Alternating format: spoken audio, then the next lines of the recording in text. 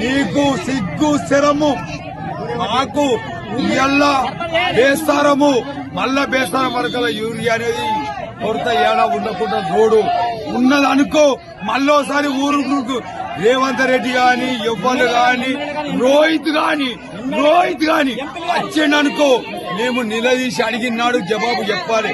దయచేసి నాకు ఇది చెప్తున్నా, అధికారులు ఎవ్వరైనా సరే కాంగ్రెస్ నాయకులు ఎవ్వరైనా సరే రమ్మను మాట్లాడమని ప్రతి ఒక్క ఊళ్ళో తిరిగి మేము ఏడికైనా సిద్ధమే.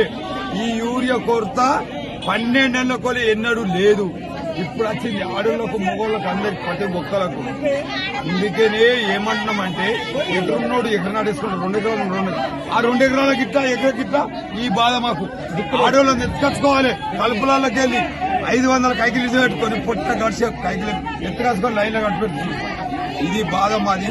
రేవంత్ రెడ్డి గారు దయచేసి చెప్తున్నా, నీకు దండం పెట్టి చెప్తున్నా, ఇప్పుడు ఎప్పుడు పెట్టలే 12 నెలలు పెట్టినాం లైన్లు, సామాన్యులు తెచ్చుకున్నాం 20 తెచ్చుకున్నాం.